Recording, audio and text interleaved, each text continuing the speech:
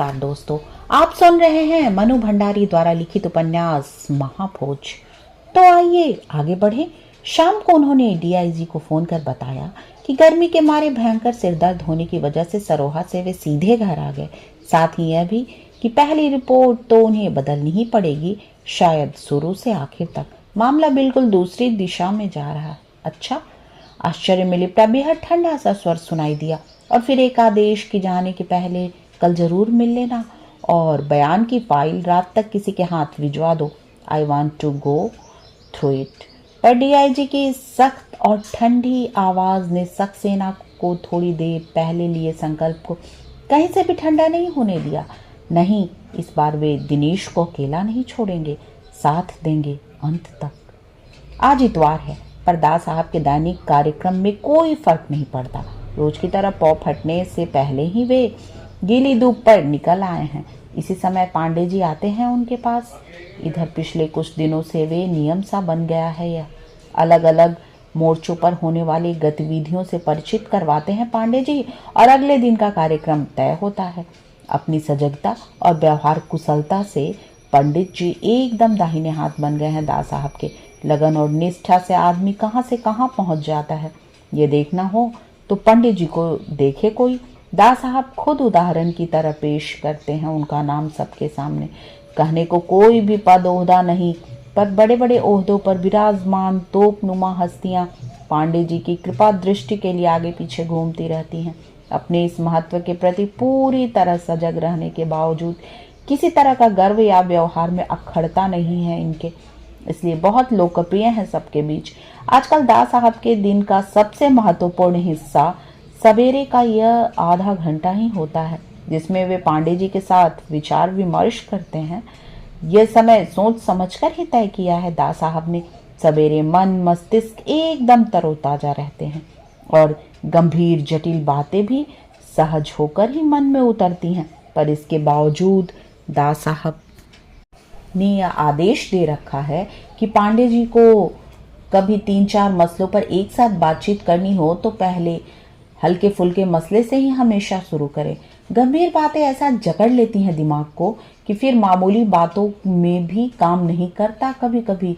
और आजकल तो 10-10 मोर्चे एक साथ संभालने पड़ते हैं। कभी सोचा भी नहीं कि चुनाव की ये मामूली सी लड़ाई इतने मोर्चों पर लड़नी पड़ेगी उन्हें। वैसे शायद स्थिति इतनी विकट नहीं होती, पर विश्व की मौत को मोहरा बनाकर अनेक अवांछित तत्व उभर आए हैं। आज तो जिसे देखो वही विश्व के नाम का हथियार भांजता चला आ रहा है। वे फिर अपनी ही पार्टी के लोचन हो और राव हो या विरोधी पार्टी के शुकुल बाबू, उन्हें तो सभी से निपटना होता है। वैसे एकाएक परेशान नहीं होते दास साहब, फिर भी हर जगह सजग और चौकन्ना तो रहना ही पड़ता है। और हर क्षण की ये अतिरिक्त सजगता थका देती है आदमी को। बैठने से काफी देर के बाद भी जब पांडे जी नहीं आए तो दास साहब भीतर आ गए। जरूर कहीं फंस गए होंगे, या यह भी हो सकता है कि रात को लौट ही नहीं पाया हो सरोहा से। प्रतीक्षा में समय बर्बाद करने से लाभ, सुबह नहाने घुस गए, पर नहाकर निकले तो पांडे जी को प्रतीक्षा करते पाया। आश्वस्त हुए दास साहब, स्नेह से पूछा, चाय के लिए बोल दिए या कहूं? पर पांडे जी जवाब देते इससे पहले ही नौकर एक ट्रे में चाय और एक गिलास दूध लेकर घुसा तो दास साहब ने मुस्कुराकर कहा, वाह पांडे जी, छोटे से छोटा काम भी बिल्कुल चुस्त दुरुस्त, ढील नहीं रहती कहीं भी। आजकल पांडे जी की प्रशंसा का कोई भी मौका छोड़ते नहीं दास साहब।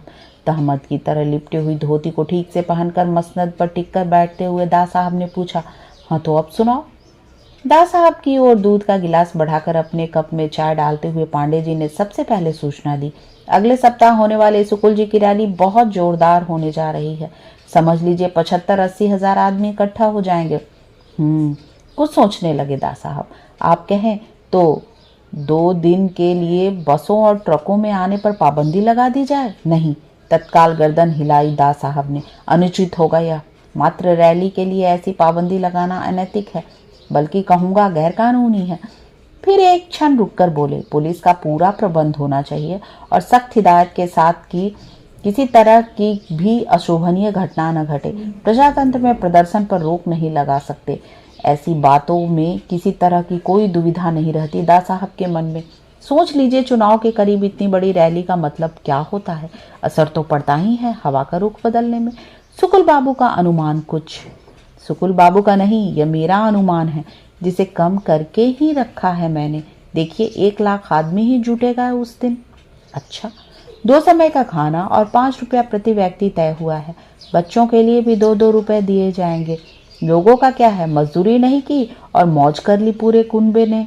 बच्चों को पैसे और खाना मुफ्त। राजनीतिक स्वर और आदमी के वोट की कीमत को 5 रुपए पर उतार दिया जाए।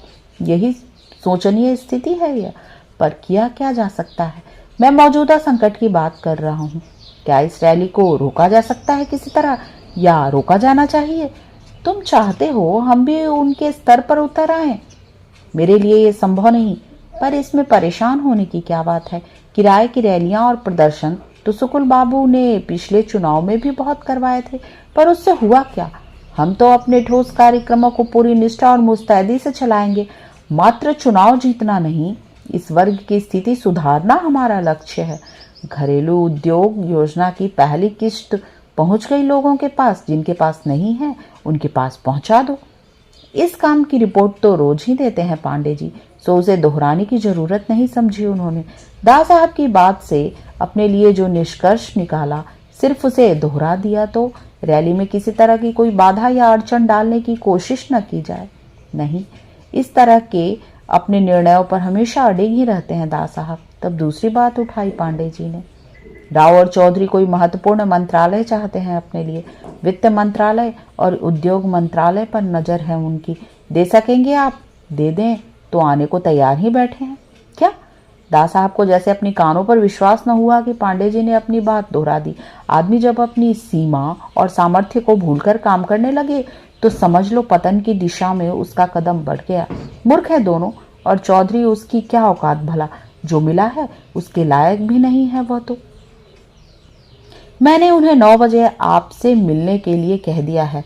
फिर एक क्षण रुककर बोले, लेकिन राव को जरूर कुछ न कुछ देना होगा। मैंने खूब बारीकी से सारी स्थिति देख ली। बापट और मेहता के आ जाने के बाद भी हमारी स्थिति बहुत मजबूत नहीं होती, डमाडोल सी रहती है। लोचन तो अपनी जगह अडिग है ही, उससे तो कोई बात हो ही नहीं सकती। हाँ, राव निकल आता है तो फिर लोचन के पांव तले भी जमीन नहीं रहेगी। स्थिति शीशे की तरह साफ कर दी पांडे जी ने। बात करके देखते हैं। वैसे इनमें और लोचन में भी कुछ खींचतान सी चल रही है। कल पहले वाला सा तेवर नहीं था राव की बात में, इसलिए बहुत मुश्किल नहीं होगा और बहुत झुकना भी नहीं पड़ेगा। सौदेबाजी पर टिके संबंधों में कहीं स्थायी तो हो सकता है भला, और इन बातों पर नाजायज तरीके से झुकना मेरा उसूल नहीं। तुम चिंता मत करो, इस मामले में मैं निपट लूंगा, आश्वस्त किया दास साहब ने।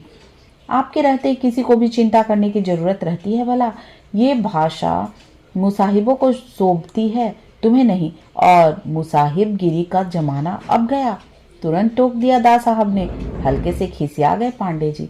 इन 2 हल्के फुल्के मामले को निपटाने के बाद थोड़ा गंभीर मसला रखा पांडे जी ने। यह सक्सेना वाली बयानबाजी बहुत महंगी पड़ गई है हमको। सारे गांव का वातावरण खराब कर दिया है इसने। विशु के सीधे सपाट केस में भी जाने क्या क्या तिक्रम निकालकर रोज गांव जाते रहते हैं सक्सेना। बिना वजह की सनसनी और असंतोष। एक वह बिंदा, वैसे ही करेला ऊपर से चढ़ने को नीम मिल गया।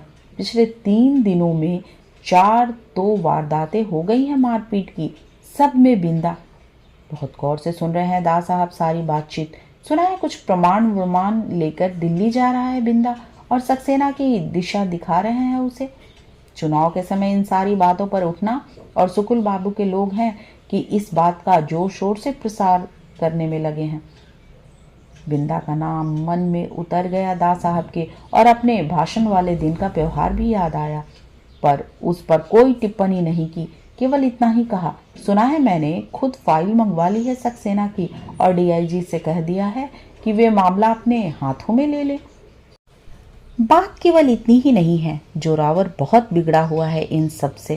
सक्सेना ने सरपंच और जोरावर के बयान बड़ी सख्ती से लिए, और व्यवहार भी अच्छा नहीं रहा इन लोगों के साथ। सक्सेना को भेजने का निर्णय ही गलत रहा। हो जाता है कभी कभी ऐसा भी। डीआईजी ने कहा था कि सक्सेना का रवैया।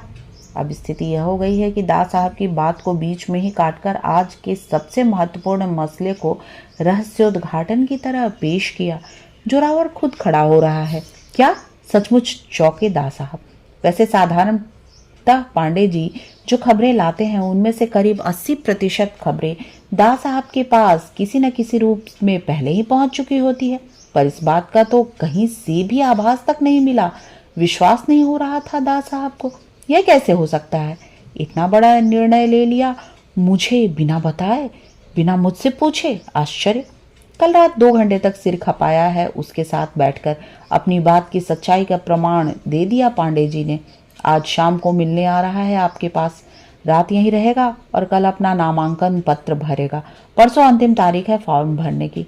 दास साहब सचमुच विचलित हो गए इस बात से, पर जल्दी ही साथ लिया अपने को।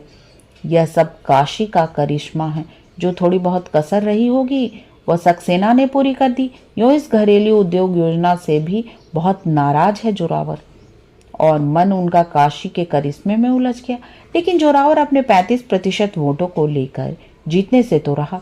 हरिजन या पिछली जातियों का तो एक वोट भी उसे नहीं मिलता, फिर तो क्या रहा खड़े होने में? कुछ समझ नहीं आता। बात सचमुच दास साहब के भी कुछ समझ में नहीं आ रही। जोरावर भी कोई मोल भाव करना चाहता है क्या उससे? पर किस तरह का?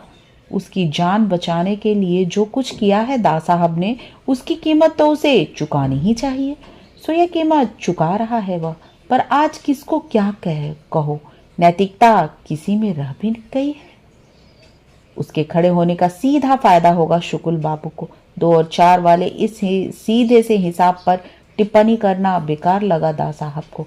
उन्होंने केवल इतना ही पूछा, तुमसे क्या बात हुई उसकी? यही सब उसे बाकायदा समझाया, पर उस जाट आदमी के कुछ समझ में नहीं आया। एक ही रट लगाए हुए खेती बाड़ी बहुत कर ली, अब हम राजनीति करेंगे थोड़ी। एक लंबी हुंकार के साथ समस्या को भीतर उतार दिया दास साहब ने। थोड़ी देर बाद अपने भीतर से उभरे तो काफी सजग हो चले थे। चेहरे पर छाई परेशानी की हल्की सी झलक भी दूर हो चुकी थी। बड़े सहज स्वाभाविक स्वर में पूछा, और कोई बात? नहीं। लखन के क्या समाचार हैं? उसे संभालते रहना, घबराता बहुत जल्दी है। 2 दिन से आया भी नहीं। काफी उत्साह में है, भाषण वासन अच्छा दे लेता है आजकल। अब चुनाव तक के लिए सरोहा में जमा दिया है उसे। लोगों में कुछ कुछ जगह भी बना रहा है अपनी। अच्छी बात है यह तो। लोगों में के बीच ही नहीं, लोगों के मन में जगह बनाना ही असली उद्देश्य है हमारा। तो अब चलूं? घड़ी देखते ही पांडे जी ने उठने की मुद्रा बनाई। दास साहब ने हल्के से सिर हिलाकर स्वीकृति दी और पांडे जी के जाने के बाद योगासन करने के लिए वे अपने शयन कक्ष में चले गए। कहानी में आज इतना ही। तब तक के लिए आज्ञा दीजिए। चैनल को लाइक, शेयर और सब्सक्राइब करना ना भूलें।